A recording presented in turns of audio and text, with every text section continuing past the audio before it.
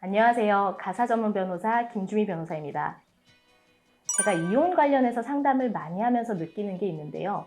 배우자 몰래 다른 사람과 외도하는 경우가 굉장히 흔하다는 겁니다.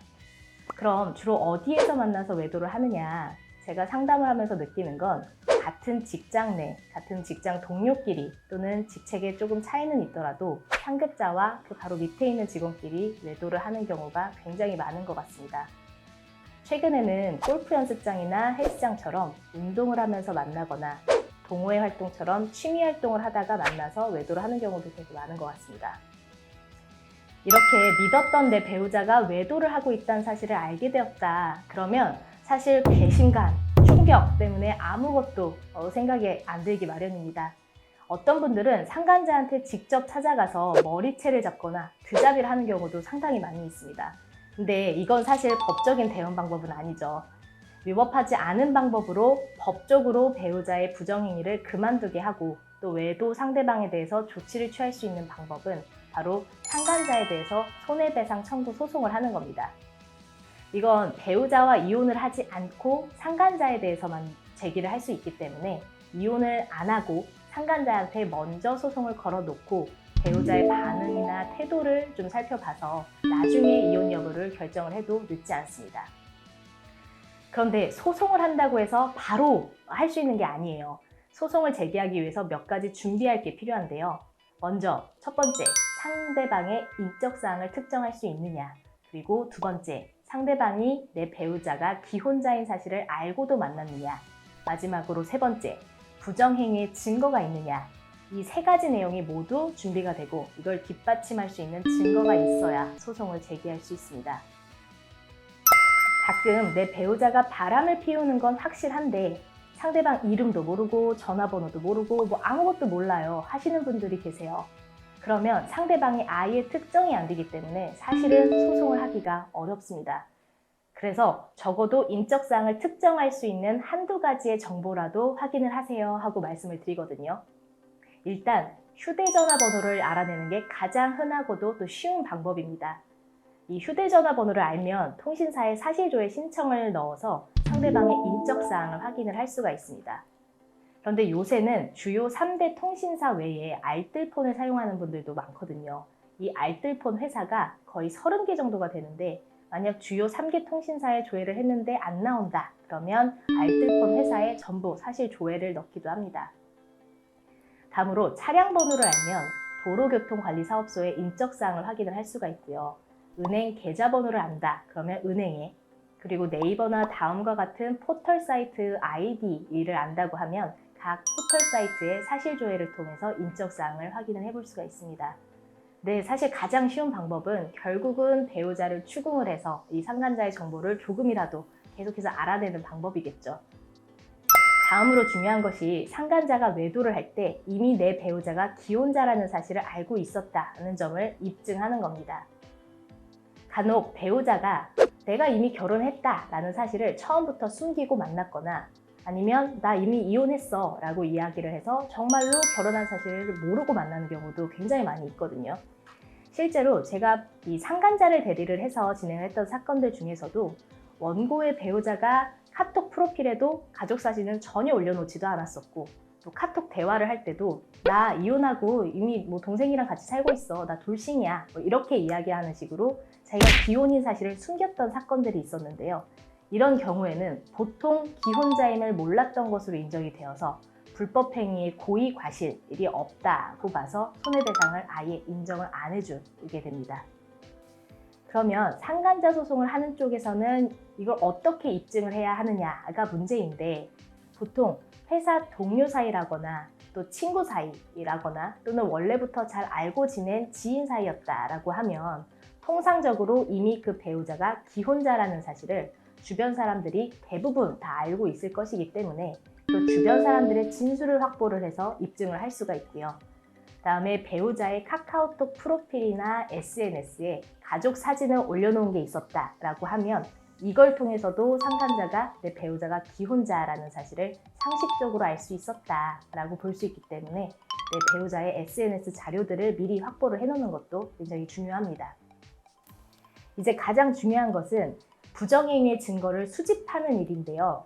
분명히 내 배우자와 상간자가 문자를 주고받거나 통화를 했다 하는 사실은 내가 다 알고 있다 하더라도 이거를 이 상대방한테 증명하는 증거가 없다라고 하면 소송을 할 수가 없는 게 사실입니다. 판결을 내려주는 분은 결국은 판사님이기 때문에 판사님한테 배우자의 부정행위 사실을 객관적으로 입증하는 자료를 제출을 해야만 인정을 받을 수가 있는 거거든요. 소송을 제기하는 입장에서는 명백한 증거를 확보하기가 쉽지가 않아서 증거를 확보하고 이 소송을 준비하는 기간이 굉장히 오래 걸리는 경우가 있습니다. 가장 많이 활용하는 게 바로 배우자의 문자 내역, 그리고 카카오톡 내역을 확인하는 거고요.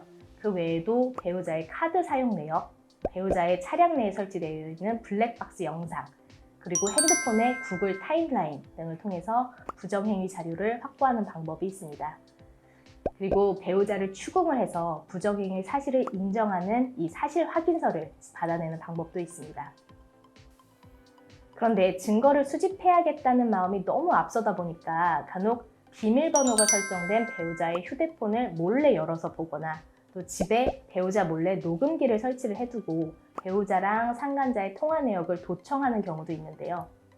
이렇게 비밀번호가 설정된 핸드폰을 무단으로 열어서 그 안에 있는 내용을 보면 결국 이게 정보통신망법 위반으로 처벌이 될 수가 있고요.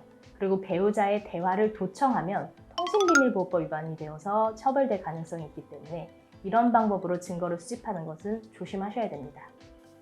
사실 제일 궁금한 부분이 이렇게 내가 고생을 해서 소송을 했는데 도대체 내가 얼마나 받을 수 있느냐 하는 거거든요. 보통 상간자에 대한 위자료 소송은 3천만 원으로 청구를 하는 게 일반적입니다.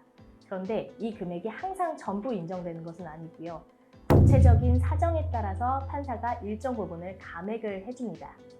판례는 위자료 액수를 산정하는 기준에 대해서 첫 번째, 원고와 배우자의 혼인 기간, 그리고 두 번째, 자녀의 유무와 수, 특히 미성년 자녀가 있느냐 하는 여부, 그리고 세 번째, 부정행위의 경위 및 기간, 그리고 네 번째, 부정행위의 내용과 정도, 그리고 다섯 번째, 그 부정행위가 원고와 배우자의 혼인관계 파탄에 미친 영향과 정도, 그리고 여섯 번째, 부정행위가 발각된 후에 피고의 태도, 그리고 배우자와의 관계가 어떻게 되었느냐 하는 이 추이와 경과, 이런 재반 사정을 종합적으로 다 고려해서 판단을 하고 그렇게 결정을 내립니다.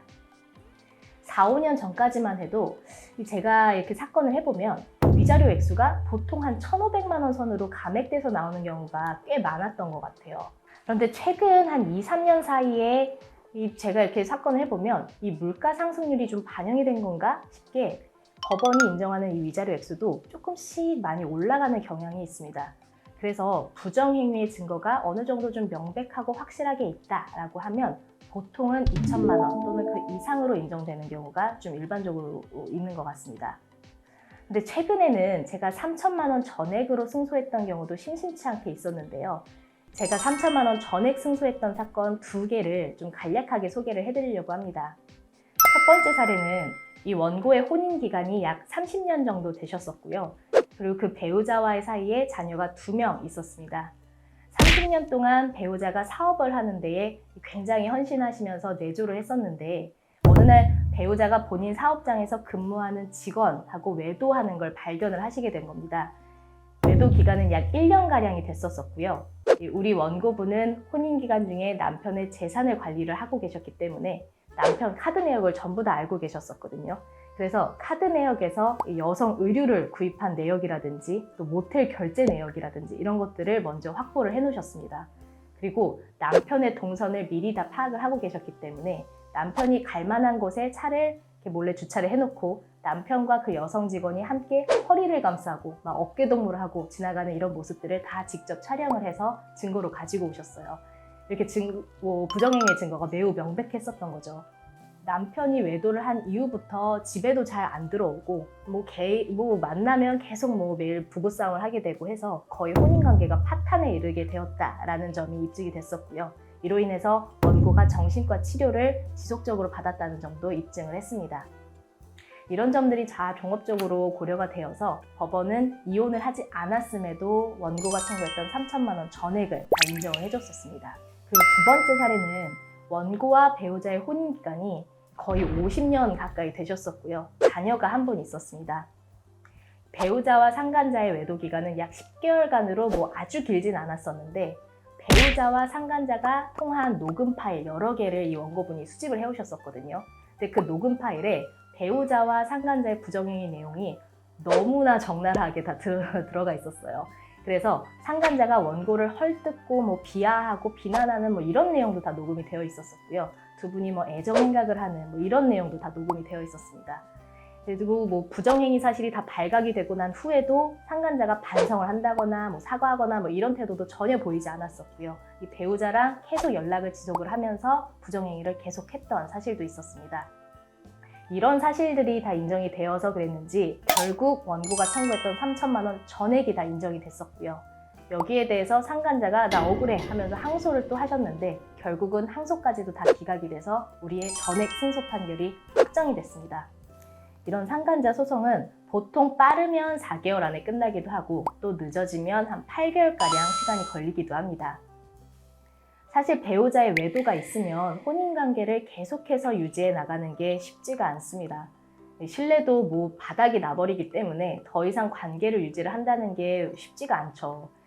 상간자 소송으로 얼마간의 금액을 배상을 받았더라도 이걸로 원고의 정신적 고통이 치유가 되기에는 사실 턱없이 부족한 게 사실입니다. 그렇지만 어쨌든 소송을 하게 되면 보통은 배우자와 상간자가 서로 관계를 단절하게 되는 경우도 좀 많고요. 그리고 내가 받은 고통의 아주 극히 일부라도 보전받는 효과가 있기 때문에 이런 일을 겪으시게 된다면 최대한 마음을 강하게 다잡으시고 현명하게 소송을 준비하시는 게 필요합니다.